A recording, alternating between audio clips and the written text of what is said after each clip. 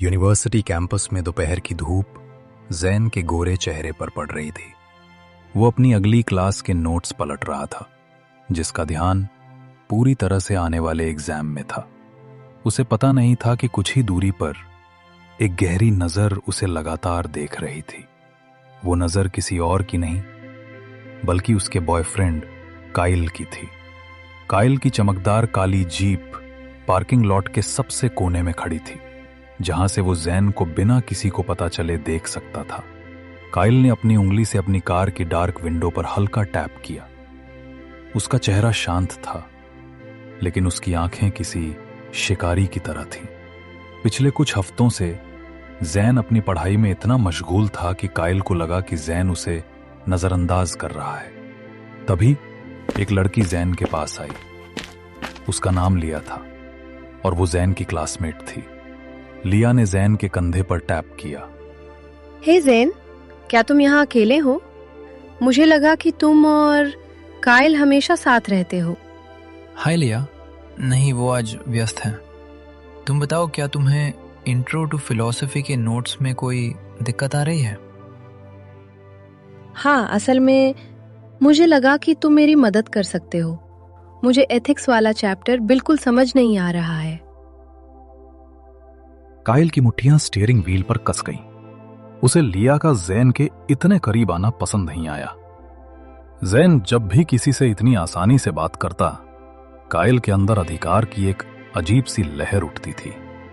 वो जानता था कि जैन केवल दोस्ताना व्यवहार कर रहा है, लेकिन काइल का पॉजिटिव मन इसे किसी खतरे की तरह देखता था। काइल, वो उस लड़की के साथ इतनी देर क्यों बात कर रहा है? नोट्स? हाँ बिल्कुल, जैन सिर्फ मेरा है, सिर्फ मेरा। काइल ने तुरंत अपना फोन उठाया और जैन को मैसेज किया। जैन, तुम्हें पता है कि शाम को डिनर के लिए हम कहां जा रहे हैं? 7 बजे मेरे अपार्टमेंट में। मैं तुमसे अब बात कर रहा हूं, तुरंत जवाब दो। जैन को अपने फोन पर वाइब्रेशन महसूस हुई। उसने लिया से बात खत्म करके तुरंत फोन चेक किया। काइल का मैसेज देखते ही जैन के चेहरे पर एक निश्चित भाव आया। वो जानता था कि काइल ने उसे कहीं से देखा होगा। काइल हमेशा उसकी जासूसी करता था। ये उसका प्यार जताने का अजीब तरीका था। लिया, मुझे अभी जाना होगा। तुम मुझे एथिक्स के सवाल मैसेज कर देना, मैं रात को तुम्हें जवाब दे दूंगा। ओह ठीक है जैन, बाय। जैन ने तेजी से लिया को अलविदा कहा और लाइब्रेरी की ओर चल दिया। काइल की कार की ओर देखते हुए जैन ने एक गहरी सांस ली। वो जानता था कि काइल का ये जरूरत से ज्यादा ध्यान कभी कभी घुटन भरा होता है, पर जैन भी काइल को बहुत प्यार करता था। जैन ने काइल को वापस मैसेज किया। डिनर प्लान याद है? 7 बजे मैं ठीक समय पर पहुंचूंगा। और हाँ, मैं ठीक हूं काइल। कार में बैठे काइल के होठों पर एक संतोषजनक मुस्कान फैल गई। काइल मन ही मन, वो हमेशा मेरे लिए वापस आता है। उसने अपनी जीप स्टार्ट की और पार्किंग लॉट से बाहर निकल गया, लेकिन जैन पर उसकी नजर हमेशा बनी रही। जैन उसका था और काइल ये सुनिश्चित करने के लिए कुछ भी करेगा कि ये सच बना रहे, भले ही इसके लिए उसे झूठ का सहारा लेना पड़े। शाम के 7 बजे जैन काइल के शानदार अपार्टमेंट के दरवाजे पर खड़ा था। यह अपार्टमेंट यूनिवर्सिटी से काफी दूर था, लेकिन हर बार जैन को यहां आकर एक अजीब सी सुरक्षा की भावना महसूस होती थी, जो काइल के गहरे अधिकार भरे प्यार से आती थी। उसने दरवाजा खटखटाया। काइल ने तुरंत दरवाजा खोला। उसके चेहरे पर एक मुस्कान थी जो दुनिया की सबसे आकर्षक चीज हो सकती थी, लेकिन जैन हमेशा उस मुस्कान के पीछे छिपी तीव्रता को महसूस करता था। हे, मुझे लगा कि तुम शायद नहीं आओगे। तुमने मुझे तुरंत जवाब दो कहा था। क्या मेरे पास कोई विकल्प था? तुम हमेशा सही विकल्प चुनते हो। अंदर आओ, मैंने तुम्हारे लिए तुम्हारा पसंदीदा चीज पास्ता बनाया है। डिनर टेबल पर पास्ता की खुशबू फैल रही थी। काइल, जो आमतौर पर पढ़ाई या किसी और चीज में ध्यान नहीं देता था, जैन के हर छोटे से छोटे काम का ध्यान रखता था। उसे पता था कि जैन को नमक कितना चाहिए या उसके ड्रिंक में बर्फ कितनी होनी चाहिए। ये देखभाल कभी कभी प्यार से ज्यादा नियंत्रण लगती थी। ये पास्ता अद्भुत है काइल। तुम जानते हो, तुम यूनिवर्सिटी में नहीं आते हो, फिर भी तुम्हारा खाना बनाना पढ़ाई से ज्यादा अच्छा है। मेरा ध्यान सिर्फ कुछ खास चीजों पर ही रहता है जैन, और तुम मेरी सबसे खास चीज हो। बातचीत कुछ देर तक सामान्य रही। जैन ने उसे अपने फिलॉसफी क्लास के बारे में बताया और काइल ने हां में सिर हिलाया, लेकिन जैन जानता था कि काइल का ध्यान कहीं और था। तभी जैन ने अनजाने में वो छोटी सी गलती कर दी। हाँ, लिया भी एथिक्स वाले चैप्टर में परेशान थी। मैंने उसे कहा कि मैं उसे रात को नोट्स भेज दूंगा। जैसे ही ज़ेन ने लिया का नाम लिया, काइल के हाथ में पकड़ी हुई फोर्क चम्मच से टकरा गई और एक हल्की सी आवाज हुई। काइल की आंखों की चमक तुरंत बुझ गई। उसके चेहरे पर अब वो प्यारी मुस्कान नहीं थी। कौन है लिया? क्या तुमने मुझसे कहा था कि तुम किसी लड़की को नोट्स भेज रहे हो? काइल प्लीज, तुम हर चीज को इतना बड़ा क्यों बना देते हो? वो सिर्फ मेरी क्लासमेट है और उसे पढ़ाई में थोड़ी हेल्प चाहिए थी। हेल्प? क्या वो सिर्फ हेल्प के बहाने तुम्हारे करीब आने की कोशिश कर रही है? जैन, मैं जानता हूं कि लोग तुम्हें कितना पसंद करते हैं। उन्हें लगता है कि तुम बहुत मासूम हो और वो तुम्हारी इस मासूमियत का फायदा उठा सकते हैं। नहीं काइल, ये बस एक पढ़ाई की बात है। तुम बहुत ज्यादा सोच रहे हो। जैन के दिल की धड़कन बढ़ गई। ये काइल का पोजेसिव बर्ताव था जो हमेशा एक भयानक तर्क में बदल जाता था। वो जानता था कि इस स्थिति को कैसे शांत करना है। काइल को यह जताना कि जैन पूरी तरह से उसी का है। काइल की आंखों की कठोरता धीरे धीरे पिघलने लगी। जैन की बात में ईमानदारी थी जो हमेशा काइल को शांत कर देती थी। मुझे पता है कि तुम मुझे प्यार करते हो, मुझे बस डर लगता है। मैं तुम्हें खोना नहीं चाहता जैन, तुम मेरे हो। मैं तुम्हारा हूं काइल, मैं तुम्हारा हूं। वो रात शांति से खत्म हुई, लेकिन जैन जानता था कि काइल के दिमाग में लिया का नाम एक खतरे की तरह दर्ज हो चुका था। काइल ने जैन को यह विश्वास दिलाया कि उसका पोजेसिव होना केवल अत्यधिक प्यार का नतीजा है, लेकिन जैन को यह महसूस हो रहा था कि काइल का प्यार एक जाल बनता जा रहा है। अगले दिन यूनिवर्सिटी में जैन अपनी एथिक्स क्लास के लिए लेट हो रहा था। उसके दिमाग में अभी भी काइल की अधिकार भरी आंखें घूम रही थीं और उसने तय कर लिया था कि वो लिया को नोट्स भेजने की बजाय बस एक लिंक शेयर कर देगा। जब वो क्लासरूम पहुंचा तो उसने देखा कि लिया की सीट खाली थी। ये असामान्य था क्योंकि लिया बहुत अनुशासित छात्रा थी। जैन ने सोचा कि शायद वो बीमार होगी। दोपहर के भोजन के दौरान जैन ने लिया को मैसेज किया। जैन, हे लिया, क्या तुम ठीक हो? आज क्लास में नहीं दिखी। मैं तुम्हें नोट्स का लिंक भेज रहा हूं। कोई जवाब नहीं आया।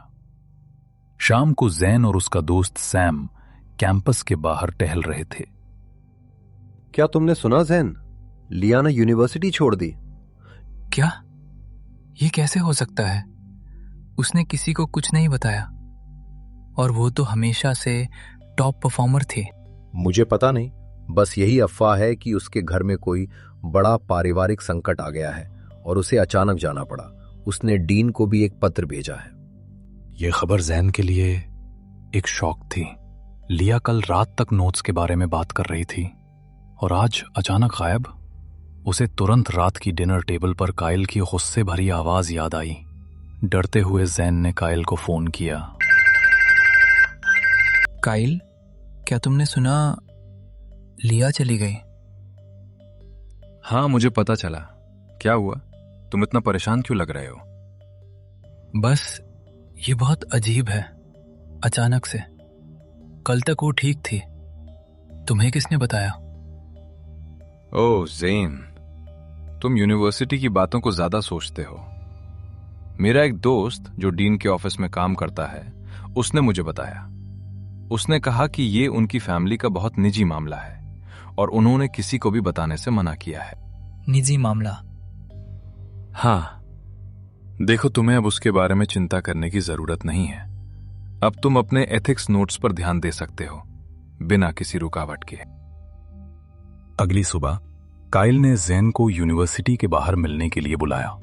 वो एक महंगी स्पोर्ट्स कार में आया था जिसे जैन ने पहले कभी नहीं देखा था। मुझे तुम्हें कुछ दिखाना है जैन। ये लिया से जुड़ा है।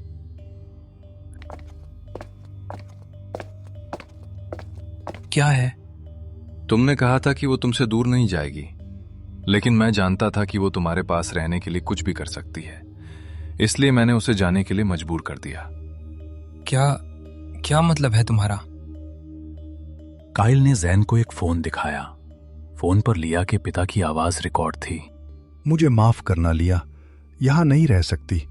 अगर आप उसे आज रात यूनिवर्सिटी से नहीं निकालते हैं तो मैं आपकी कंपनी की वो फाइनेंशियल फ्रॉड वाली फाइल सबको भेज दूंगा।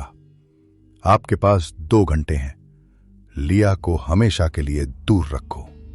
लिया के पिता की आवाज आगे नहीं बढ़ी, लेकिन जैन के दिमाग में काइल के शब्द गूंज उठे। तुमने ये कैसे किया? तुम क्या हो काइल? काइल मन ही मन, मैं वो हूं जो तुम्हारे लिए कुछ भी करेगा जैन। ये झूठ मैंने तुम्हारे लिए बोला, ये धोखा मैंने तुम्हें बचाने के लिए दिया।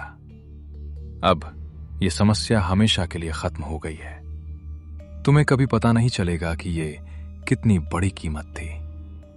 काइल ने जैन को गले लगा लिया। जैन के दिमाग में एक हिस्सा जानता था कि काइल में एक अनैतिक आपराधिक काम किया है, लेकिन दूसरा हिस्सा जिसे काइल के जहर भरे प्यार ने जकड़ रखा था, उसे ये भी महसूस हो रहा था कि ये सब केवल उसके लिए किया गया था। ये था सबसे बड़ा झूठ जो काइल ने जैन की जिंदगी में बोया था, कि उसका पॉजेसिव बर्ताव ही असली प्यार है। काइल ने लिया के जाने का कारण पारिवारिक संकट बताया, जबकि असली कारण ब्लैकमेल था, और जैन ने इसे स्वीकार कर लिया क्योंकि वो जानता था कि अगर उसने ऐसा नहीं किया तो काइल की अगली चाल और भी खतरनाक होगी। लिया के जाने के बाद काइल और जैन का रिश्ता बाहरी दुनिया के लिए और भी ज्यादा मजबूत हो गया। काइल ने अब जैन को यूनिवर्सिटी तक छोड़ना और लेना शुरू कर दिया था। जैन को अब अकेला नहीं छोड़ा जाता था, न क्लास के बीच में न कैफे में। काइल का ये नियंत्रण अब खुलकर सामने आ रहा था। जैन डर और प्यार के एक अजीब मिश्रण में फंसा हुआ इस नए नॉर्मल को स्वीकार कर रहा था। एक शाम जब काइल जैन को लेने आया तो जैन की मुलाकात एक नए क्लासमेट से हुई। उसका नाम एलेक्स था और वो लिया की खाली सीट पर बैठा करता था। एलेक्स बहुत तेज दिमाग का था। हाय जैन, मैं एलेक्स। मुझे एथिक्स के नोट्स चाहिए थे। ओह, हाय एलेक्स। हाँ, मैं तुम्हें ईमेल कर दूंगा, पर मुझे अभी जल्दी है। जरूर, पर मैं तुमसे लिया के बारे में बात करना चाहता था। लिया? क्या हुआ उसे? मुझे ये सब बहुत अजीब लग रहा है। Family crisis? मैंने डीन के ऑफिस में अपने दोस्त से पूछा। उन्होंने कहा कि लिया ने बहुत जल्दबाजी में सब कुछ छोड़ा, और लिया के सोशल मीडिया पर उसकी बहन ने पोस्ट किया है कि उनकी फैमिली में सब कुछ बिल्कुल ठीक है, कोई क्राइसिस नहीं है। जैन का दिल तेजी से धड़कने लगा। एलेक्स ने वही शक जाहिर किया जो जैन अपने अंदर दबा रहा था। काइल ने झूठ बोला था। यह बात अब जैन के लिए एक ठोस सबूत बन गई थी। हो सकता है कि उसकी बहन झूठ बोल रही हो। शायद, लेकिन तुम काइल के साथ इतने डरे हुए क्यों दिख रहे हो जैन? वो तुम्हें यहां लेने आया है। क्या वो तुम्हें इतनी कसकर पकड़ता है कि तुम सांस भी नहीं ले पाते? एलेक्स की सीधी बात जैन को चुभ गई। जैन को लगा कि वो अब इस जाल से निकल नहीं पाएगा। तभी काइल ने अपनी कार का हॉर्न 2 बार बजाया, एक चेतावनी का संकेत। जैन जानता था कि उसे अब तुरंत जाना होगा। मुझे सच में जाना होगा एलेक्स। प्लीज मुझे नोट्स के लिए मैसेज कर देना। जरूर, पर जैन, अगर तुम्हें कोई दिक्कत है तो मुझे बताना। मुझे लगता है कि लिया का गायब होना और तुम्हारे बॉयफ्रेंड की ये ओवर प्रोटेक्टिवनेस दोनों में कुछ गहरा संबंध है। जैन तेजी से काइल की कार की ओर भागा। वो कार में बैठा, उसका चेहरा सफेद पड़ गया था। काइल ने तुरंत भांप लिया कि कुछ हुआ है। वो लड़का कौन था? तुम उससे इतनी देर क्या बात कर रहे थे? वो एलेक्स है। उसने बस नोट्स मांगे थे। मैंने उसे मना कर दिया। मना कर दिया? अच्छी बात है। और वो लिया के बारे में क्या बोल रहा था? वो बस कह रहा था कि वो उसे मिस करेगा, कुछ नहीं खास। काइल ने जैन के हाथ पर अपना हाथ रखा। उसकी पकड़ बहुत कसकर थी, जिससे जैन को दर्द हुआ। काइल ने जैन की आंखों में देखा। जैन ने अपनी आंखें नहीं हटाईं। वो जानता था कि अगर वो नजरें चुराएगा तो काइल समझ जाएगा कि वो झूठ बोल रहा है। तुम बहुत अच्छे हो जैन, तुम हमेशा मेरे लिए सही करते हो। और वो एलेक्स, वो ज्यादा स्मार्ट बनने की कोशिश कर रहा है। उसे जल्दी ही पता चल जाएगा कि अपने काम से काम रखना कितना जरूरी होता है। काइल ने कार स्टार्ट की। जैन को पता था कि काइल का इशारा क्या था। एलेक्स अब अगला निशाना था, और ये सब जैन के नाम पर हो रहा था। जैन अब केवल काइल के प्यार में फंसा हुआ एक पीड़ित नहीं था, वो इस छल का एक अनचाहा साथी भी बन गया था। जैन ने कार की खिड़की से बाहर देखा। वो अब सिर्फ एक ही बात चाहता था, सच जानना कि काइल ने लिया के साथ क्या किया था, और क्या वो कभी इस पोजेसिविटी के जाल से आजाद हो पाएगा। अगले 2 दिन जैन के लिए घुटन भरे थे। काइल ने एलेक्स को लेकर कोई बात नहीं की, लेकिन जैन जानता था कि यह तूफान से पहले की शांति थी। काइल का व्यवहार ज्यादा मीठा हो गया था, जो हमेशा एक खतरे की घंटी होती थी। तीसरे दिन जैन को काइल का एक टेक्स्ट मैसेज मिला। आज रात 9 बजे मेरे अपार्टमेंट आओ, एलेक्स भी आ रहा है। मैंने उसे कुछ अजीब चीजें दिखाई हैं। अब वो शांत हो जाएगा। ये सब तुम्हारे लिए है मेरे प्यार। जैन के हाथ कांपने लगे। अजीब चीजें? काइल एलेक्स को डरा रहा था, शायद उसी तरह जैसे उसने लिया के पिता को डराया था। जैन को लगा कि वो अब और ये सब बर्दाश्त नहीं कर सकता। वो अपने प्यार और मोरालिटी के बीच फंस गया था। अगर उसने काइल को रोका तो वो काइल को खो देगा, और काइल का गुस्सा शायद जैन पर ही फूटेगा। लेकिन अगर उसने कुछ नहीं किया तो वो काइल के अपराध में उसका साथी बन जाएगा। जैन ने तुरंत एलेक्स को फोन किया। हे जैन, क्या हुआ? तुम घबराए हुए लग रहे हो। एलेक्स, तुम आज रात काइल से मिलने मत जाना, प्लीज। वो अच्छा इंसान नहीं है। उसने लिया को गायब किया था, और वो तुम्हें भी। क्या? जैन, तुम क्या कह रहे हो? लिया? मुझे तो लगा कि वो बस मेरे साथ कुछ खास जानकारी शेयर करना चाहता है। नहीं एलेक्स, वो झूठ बोल रहा है। वो तुम्हें ब्लैकमेल करेगा। प्लीज मुझ पर विश्वास करो। मुझे पता है, क्योंकि मैं उसका शिकार हूं। ठीक है जैन, मैं नहीं जाऊंगा। पर तुम क्या करोगे? तुम वहां अकेले हो। मुझे पता है। मुझे अब जो भी करना है खुद करना होगा। जैन की आवाज में सच्चाई और डर था। एलेक्स ने एक गहरी सांस ली। उसने शायद पहले से ही कुछ गलत महसूस कर लिया था। जैन ने फोन रखा। उसने अपनी किताबें और नोट्स बैग में भरे। फिर उसने काइल के अपार्टमेंट की चाबियां निकाली, जो काइल ने उसे भरोसे के तौर पर दी थी। जैन जानता था कि काइल अब तक वहां पहुंच चुका होगा और एलेक्स का इंतजार कर रहा होगा। जैन ने एक टैक्सी ली और सीधे काइल के अपार्टमेंट पहुंचा। जब जैन ने दरवाजा खोला तो काइल लिविंग रूम में अकेला बैठा था। उसके चेहरे पर चिंता और क्रोध का मिश्रण था। एलेक्स कहाँ है? वो क्यों नहीं आया? वो नहीं आएगा काइल। मैंने उसे मना किया है। तुमने क्या किया? तुमने उसे क्यों मना किया? तुम्हें पता है कि ये सब हमारे लिए था। तुम्हें कोई और पसंद नहीं करता जैन। मैं ही हूं जो तुम्हें सच में सुरक्षित रखता हूं। तुम मुझे सुरक्षित नहीं रखते काइल। तुम मुझे कैद करते हो। तुमने लिया के साथ जो किया वो प्यार नहीं था, वो धोखा था।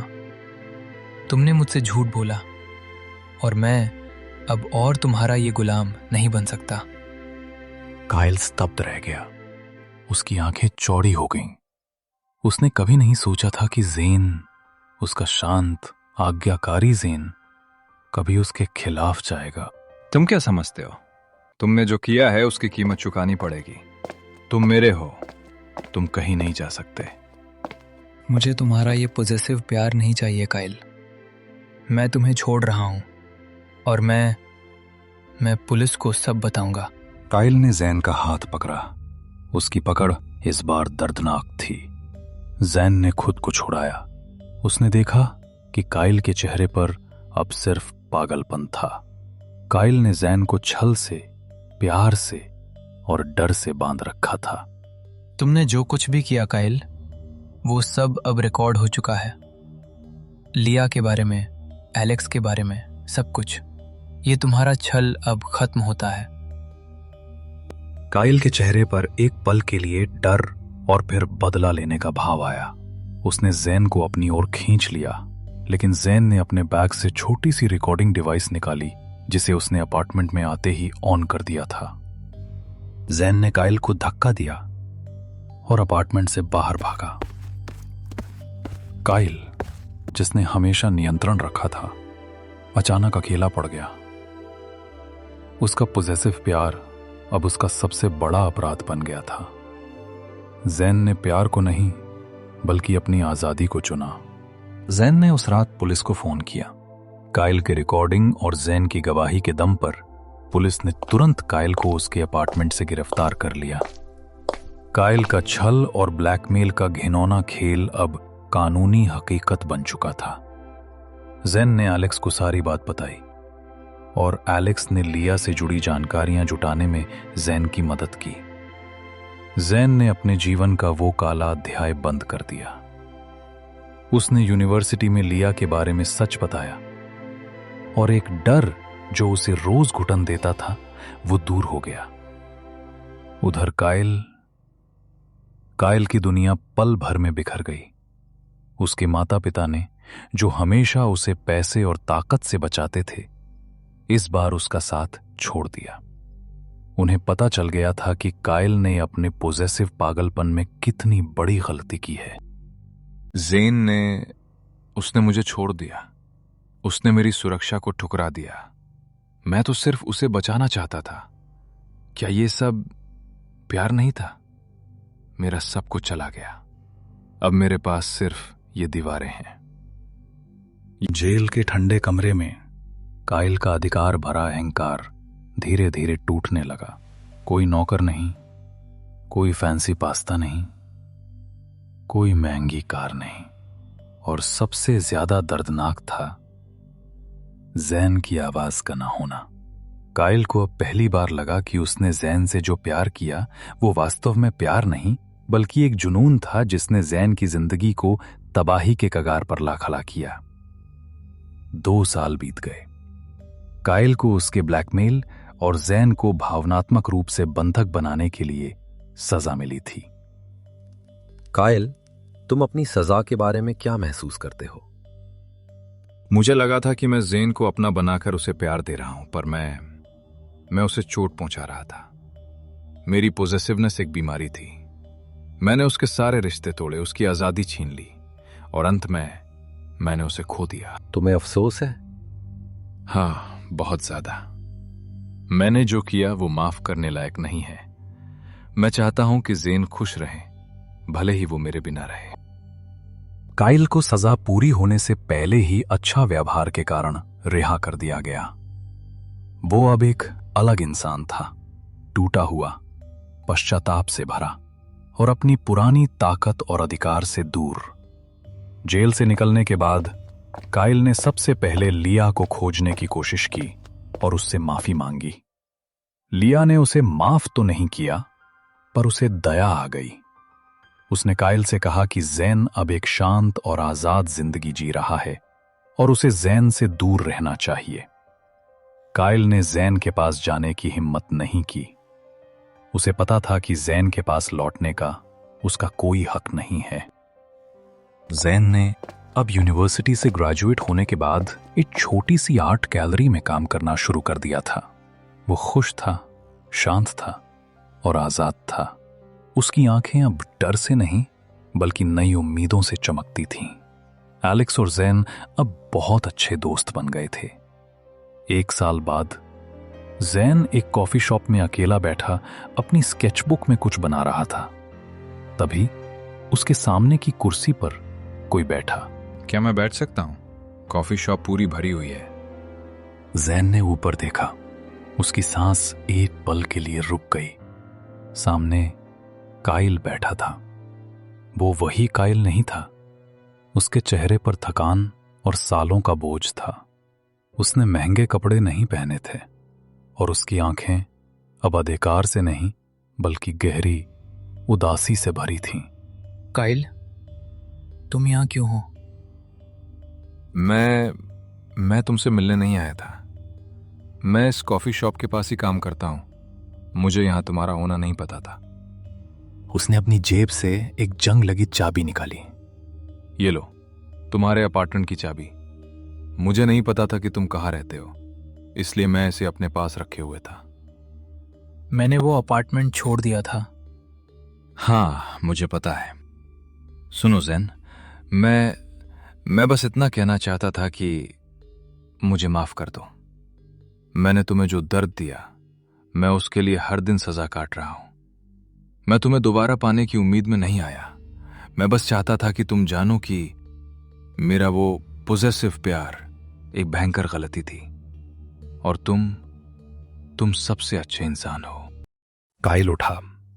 उसने जैन की ओर नहीं देखा। वो जानता था कि अब उसे हमेशा के लिए जाना होगा। खुश रहना जैन। काइल, तुम अब कहाँ काम करते हो? काइल रुक गया। काइल ने पलटकर जैन की ओर देखा। उसकी आंखों में अविश्वास था। उसने सोचा भी नहीं था कि जैन उससे बात करेगा। एक छोटी सी गैराज में गाड़ियों की मरम्मत करता हूं। मैं अब भी उस लायक नहीं हूं कि तुम्हें देखूं। नहीं, मैं ये नहीं कह रहा हूं, लेकिन अगर तुम सच में बदल गए हो तो शायद हम कुछ दूरी से दोस्त बन सकते हैं। बस दोस्त। मेरा वो विश्वास वापस पाने में तुम्हें बहुत लंबा समय लगेगा। काइल की आंखों में पहली बार आशा की एक धुंधली किरण दिखी। उसने सिर हिलाया। उसने एक अंतिम चुनाव जैन पर छोड़ दिया था और जैन ने उसे इंसानियत का एक मौका दिया था। काइल अब आजाद था, पर प्यार का हकदार नहीं। जैन आजाद था, पर उसके पास क्षमा करने की शक्ति थी। उनकी कहानी खत्म नहीं हुई थी। ये एक नए सिरे से शुरू हो रही थी। जैन ने काइल को दोस्ती का जो मौका दिया था, वो किसी नाजुक शीशे की तरह था। काइल हर कदम फूंक फूंक कर रख रहा था। वो जानता था कि एक भी पुरानी गलती, एक भी अधिकार जताने वाला भाव जैन को हमेशा के लिए दूर कर देगा। शुरुआत में उनकी बातचीत केवल मैसेज तक सीमित थी। काइल कभी भी जैन के काम के बारे में नहीं पूछता था कि वो कहाँ है या किससे मिल रहा है। वो बस मौसम, काम या यूनिवर्सिटी के पुराने दिनों के बारे में सामान्य बातें करता था। आज गैराज में एक पुरानी 70s की कार आई थी।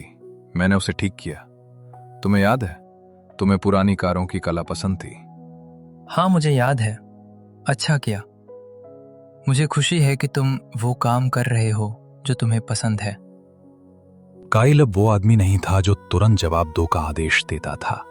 वो अब सब्र से जैन के जवाब का इंतजार करता था, भले ही वो अगले दिन आए।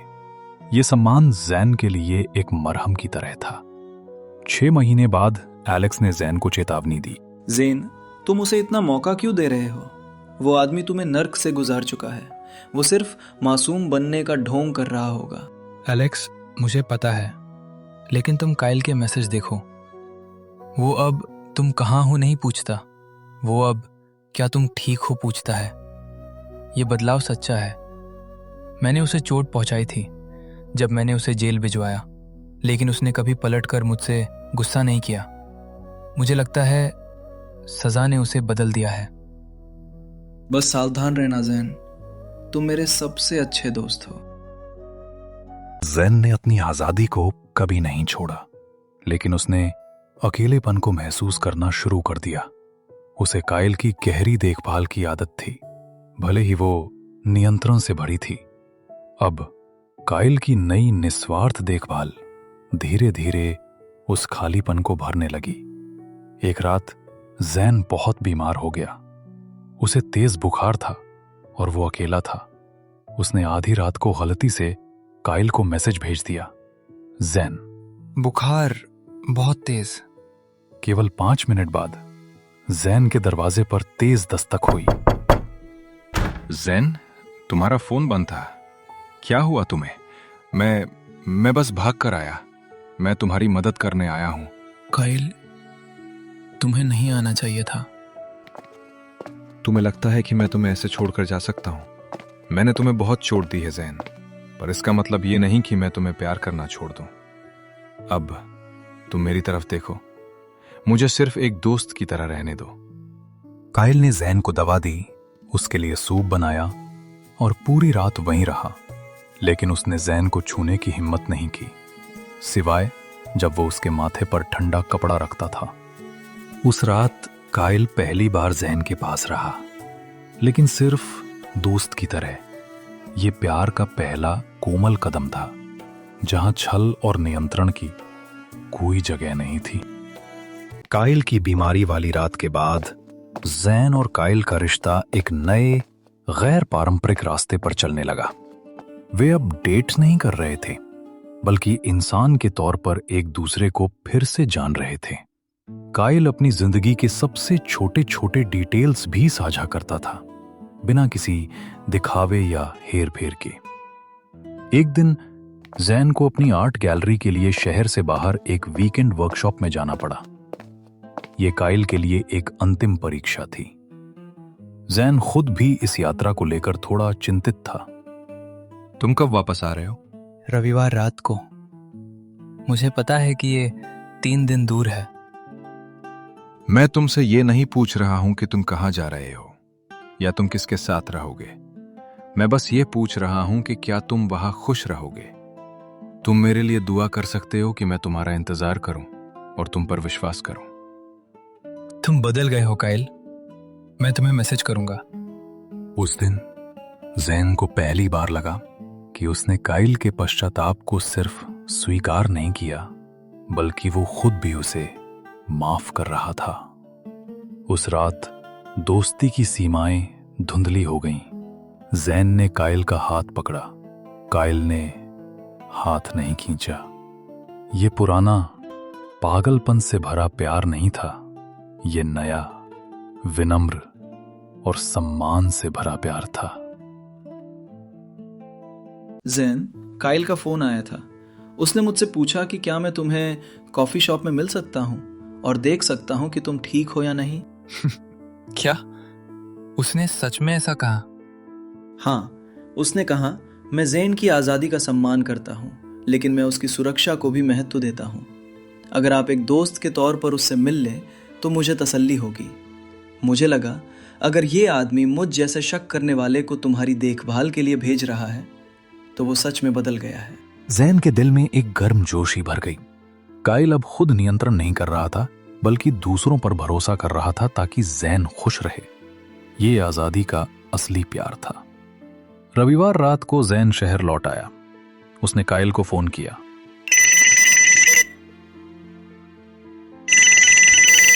काइल, मैं लौट आया हूं। क्या तुम मुझे एयरपोर्ट से पिक कर सकते हो? क्या तुम निश्चित हो? तुम्हें पता है कि मैं अब कैसी जगह पर काम करता हूं? मैं निश्चित हूं। मैं अब और दिखावे की दुनिया में नहीं रहना चाहता। मैं उस मेहनती आदमी को देखना चाहता हूं जिससे मैं प्यार करता हूं।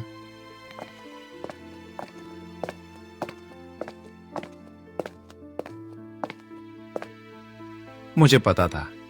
मुझे तुम्हारे बारे में सब पता चला। मुझे खुशी है कि तुम खुश हो। तुमने मेरी आजादी का सम्मान किया काइल, और तुमने अपना वादा निभाया। तुम्हारे लिए मेरे मन में जो प्यार था काइल, वो कभी खत्म नहीं हुआ था। वो बस डर के नीचे दब गया था। अब तुम आज़ाद हो और मैं भी। चलो इस प्यार को सम्मान से फिर से शुरू करें।